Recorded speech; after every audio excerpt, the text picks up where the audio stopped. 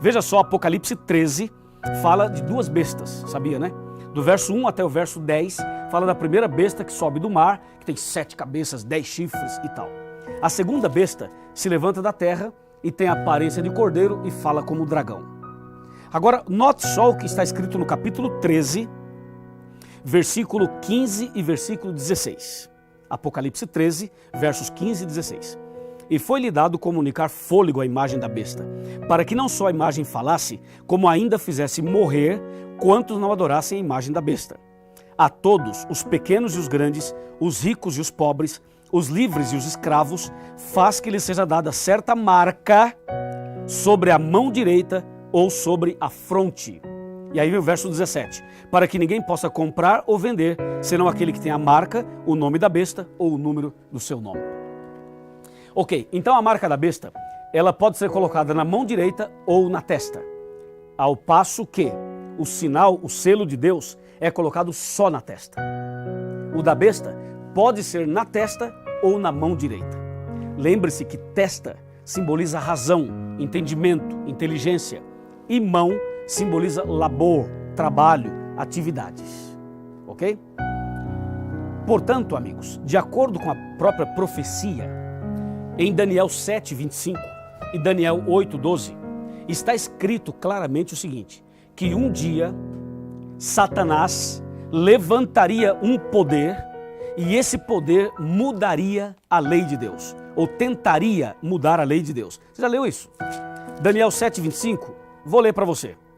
Olha só, proferirá palavras contra o Altíssimo, magoará os santos do Altíssimo e cuidará em mudar os tempos e a lei.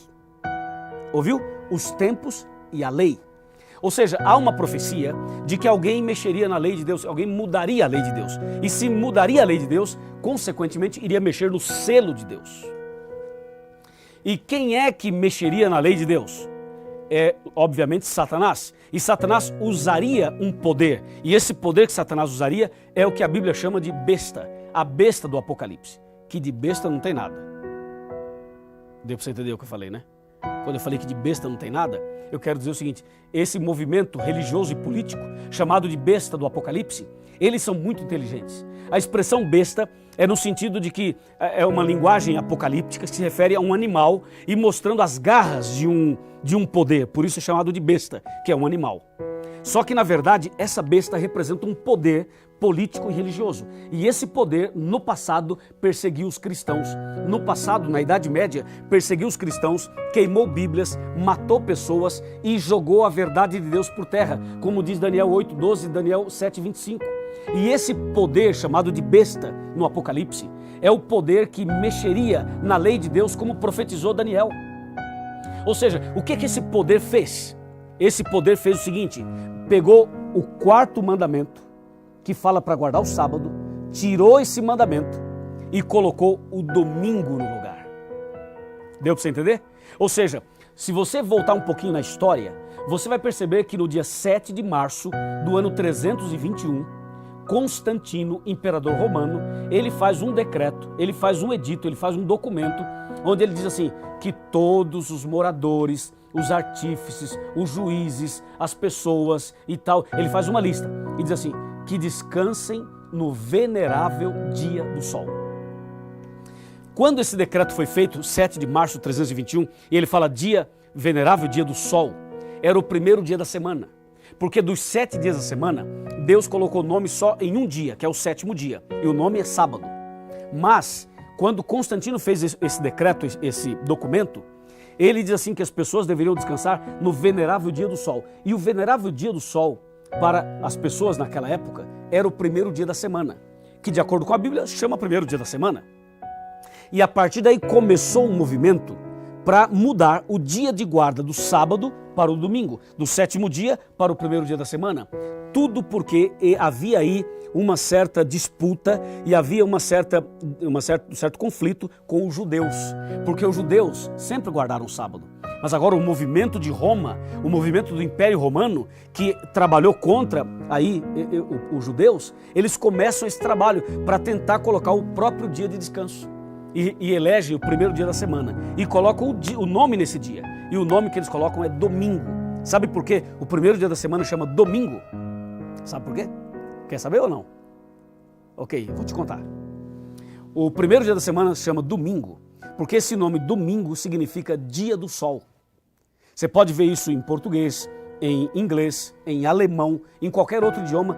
Domingo significa dia do sol. Era o dia dedicado ao sol. Consequentemente, os adoradores do sol, então tinha o primeiro dia da semana como o dia principal das suas adorações. E o que aconteceu é que colocaram o nome de domingo no primeiro dia da semana. E com o passar do tempo, a Igreja de Roma, então, assume definitivamente o que Constantino havia feito como um decreto. E a Igreja de Roma coloca essa mudança como um mandamento do catecismo. E você pega o catecismo romano, está lá o terceiro mandamento assim, guardar domingos e festas. E aquilo que era um documento, um decreto, passa a ser agora um mandamento, cumprindo o que está em Daniel 7:25, mudando a lei de Deus, os tempos e a lei, mudando a verdade em mentira. Então o que acontece? Acontece que o que a Bíblia chama de selo de Deus e marca da besta são duas coisas opostas. Quando eu falo opostas, ou seja, é uma atitude do inimigo em mexer no selo de Deus e colocar a sua marca. É mais ou menos assim, imagina um cheque. Sabe esse negócio de cheque? Hoje não se usa muito cheque, né? Mas você sabe o que é um cheque, ok? A pessoa tem conta no banco, tem lá um talão de cheque, ela emite um valor, tipo R$1.000, e ela assina o cheque.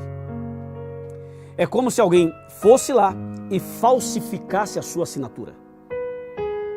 Entendeu? O selo de Deus é a assinatura de Deus, é o sábado, é a assinatura de Deus, é a marca entre Deus e o seu povo.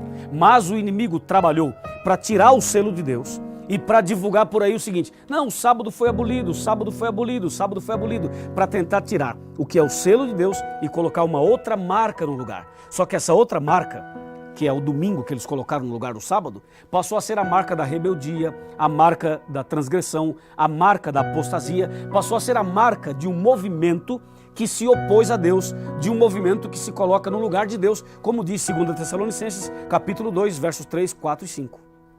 É forte isso, não é? Claro que é forte.